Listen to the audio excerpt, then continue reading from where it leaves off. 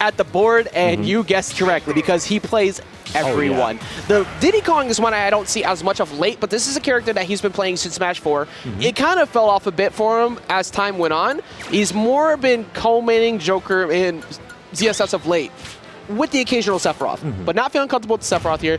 I think it's a smart idea considering the fact that A, Leo knows how to play within Sephiroth's dead zone, and B, Leo has been mauling people with this wolf. Oh, yeah. So I think this is the right call. This wolf has been bodying everybody today, and it might happen to here to Sharp unless Sharp gets a good starter, which he absolutely can do with this Joker. I love the Joker counterpick against Wolf, too. These are two characters that like to do the same thing. They like to kill with stray hits. They like have solid percentage, solid racking options, but they can't really go ahead and claim that stock. But when you have Wolf jumping in with a back air or a neutral air, and you've got Big Brother to give you a little bit of guidance, well, you can scrap with the best of them, Sharp can. Yeah, both of these, I love how both of these characters just like, yo, my neutral's gone. Like, they're both just jumping in place, throwing out back airs. But you have to respect it, because that's how, like, large those hitboxes are. And speaking of Big Brother, the homie that you want at any single fight to back you up, Arsene being here forces Leo to wait at center stage, wait for the whiff punish like that from Sharp so he can put him off stage. Because otherwise, you almost lose stock like that, and I am very surprised that he got around that. Great recovery. He just basically waited for Sharp to throw things out while holding back, but you can only run for so long.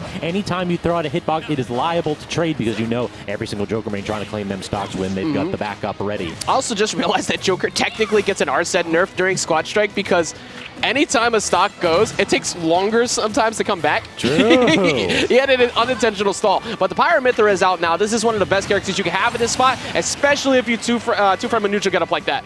Now with an interesting option too, Zero Suit Samus. So you had the co-mains going 1 and 2 right here, basically trying to build up a lead so that you can execute here on the third stock. The question really becomes, like, how are you going to air against this character? Aegis is so hard in this spot. Honestly, it's mostly Zairs, which we're seeing quite a few of, but the defense from MkLeo is kind of shutting it down. But you have to Zair, because when you try to forward air, you mostly want to do it out of shield. If you don't, that sends at such a low angle. Most characters would have been tented at down smash. And can we talk about how quick that is? Like, that's a hard move to whip punish when you're at that range, but the initial dash of that character is so insane. Yeah, and also MkLeo removing one of the greatest strengths that ZSS has, and the ability to kind of just not care about disadvantage, that was gone. And even though Diddy Kong is really good against Swordy Scabs, with that banana, it's hard to keep that banana out of MkLeo's hands. Agreed. So it's going to be on Sharp to get, hopefully, this ledge trap here and just close out the stock to deal with the Corrin at the end. This is the problem. I feel like Diddy Kong has one of the best neutrals in the game, but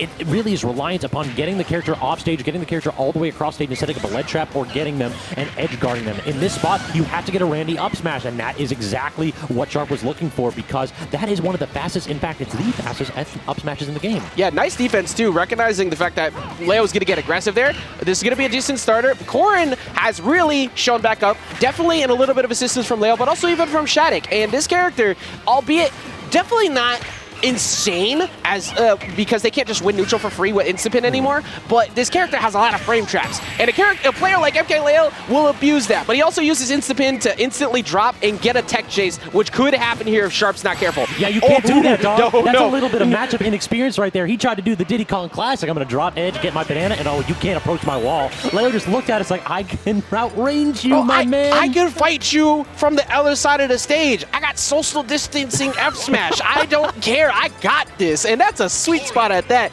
And if you buffer roll on to being afraid, congrats, you're now in the multi-hit of forward smash, which unless your SDI is insane, good luck getting out of that, especially at that percent. Byleth not the only distance demon MkLeo plays. Corrin, you have to respect the range at edge, and right there, Sharp learned real quick. We'll have to see if he's going to be able to get back from edge a little bit slipperier. Oh, do we have the Sheik on the anchor now? Wait. The Sheik is back! I haven't seen the Sheik in so long. Been so long, I love seeing Sharp Sheik. It's not very often you get to see it because he kind of dropped the character almost entirely, but the combo game from Sharp is so good. This could work here against Corrin, because Corrin actually doesn't like being overwhelmed. Corrin likes getting to space you out with aerials. That forward air, by the way, is -4. At max distance, you're not punishing that. But when it comes to Sheik, Corrin doesn't like being juggled because they don't have the best disadvantage options outside of mashing and aerial, and Sheik usually punishes that. It could work, if you can keep the pressure up, which is hard to do against Leo. Corn's a bit ponderous, and we're kind of seeing it right here where Sharp is able to keep pressuring Leo, keep him at a distance where Corn's not particularly comfortable. There's some startup on a lot of those aerials, and she can just choose to disengage. You can jump at him and then immediately drift away or toss out an aerial that shifts your hurt box, and you just don't have to deal with it anymore. Actually, I just realized the lineup from Sharp is pretty solid here because with this Sheik out at front, you're running into 2 sorties off the start. Nair trades and the pressure that she can put on are going to work well. The only thing that is detrimental to your success is you have to find your KO confirms. You have to close out stocks. Like, not missing that, because now you have given ledge to Leo, he has rage, and you're probably going to die. So you cannot give those opportunities up because Leo is going to close out that stock. Pin very nearly taking it. The next back air should. Leo going deep with 1, going deep with the up air as well, and then uses the up B, but no, Sharp comes out on top. You know Leo was swinging for the fences with that one, and at that time, swinging out of his shoes. That was really good defense from Sharp, too. The fact that he even got around that back air, the follow-up one, was like perfectly spaced. But now you're at the window where even Mythra could probably kill you soon, and Mythra, the joke being Sword Sheik, has that frame data contest with you. You have to force the Pyra to come out and overwhelm the Pyra. If you can get that moment, you have to watch out for your landings first. I speak of the devil, and he shall appear, and we got her right here. The question is, exactly, are we going to get the up B aggressively offstage, trying to go ahead and toss out the Mythra and go low? Great recovery from MkLeo. You know Sharp was selling it all on that back air. Exactly. If that needle connected too, that was going to be a confirm in the bouncing fish, so you have to watch out. The Sheik is working so well. Forward smash does not do it. Is going to do it. Excuse me. Coming through, getting the forward smash. This is the lineup could not have been better for Sharp. It's going to exit the building immediately, but now you have the ZSS, which might not necessarily take out the Wolf because it's a pretty solid matchup for Wolf still, but you have to get as much trade damage as you can. Jump, get those forward airs, get the damage on Scabs. That way when the Joker comes out later and Arsene's there, you can go ahead and steal stock. Just build your lead. Do not allow this man a single breath to start his comeback. We've all seen the statistics. Don't let it be you, my man Sharp. We don't let it be you, version 1, man. I mean, at least there's no game 4 to worry about, but it's still Leo in a situation when his back's against the wall. He is one of the most calm players in the business and is #1 for a reason. But Sharp has many moments where he has continued to prove that he is amongst the next echelon of top players. You just have to make sure you don't get too aggressive because Leo loves to wait for you to overextend to get that stock. And we're already kind of seeing it here with 121%. Like, these ledge traps are so solid. Leo wasn't doing anything. He was sitting there exerting pressure by putting up a space and saying, I dare you to hit a button on me. And Sharp did not respect it. Yep. And only 60% separates these two after Sharp had built up that commanding lead. All that came from an aggressive jump on. That wasn't necessary in that situation. If you flip kick to center stage and go far, you're most likely just taking a dash attack. But congrats, you're not dead. Because he decided to get aggressive there, that worked against him, but the Joker has him at 109. You have the ability to potentially find a backer, but the aggressive forwarder comes in. That's a lot of damage. Even though Arsene's right there, it's still very doable for Leo now because he got him to 65. This is fair bears percent for Wolf. Yeah. Like, this is a even game if MkLeo is able to get back to stage. Instead, the air dodge, he unfortunately is ever so close. But a little bit too far. Our commentator's curses are so bad. He's like, this is an even game. No. Instantly dead. He just, everybody like forgets about the spaces having absolutely no aerial drift. What if Jesus took the controller? just reach out.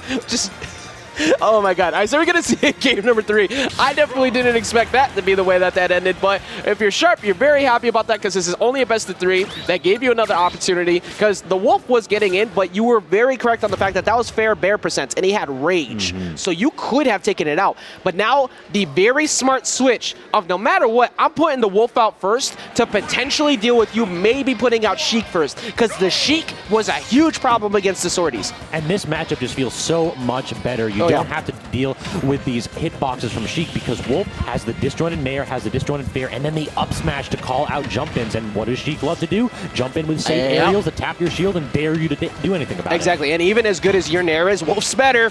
So yes, sir. Trying to challenge Wolf on air-to-airs is an extremely annoying route, but does get quite a few strings. That was really good DI from MkLeo to avoid the last follow-up from that forward air into back air because that would have gave Sharp position. Actually held in on it, which is incredibly difficult to do in that spot. Typically you want, like, I want to get out of this combo and when I want to take ledge. But no, was being greedy that time, and it paid off. Yeah, very well done. Very solid play from MkLeo. And this switch up to the Wolf off the start is the answer. Tries to go for F tilt. You got to watch it for up smash, and he does somehow just avoid the timing, because I thought that was going to connect on the 2-frame.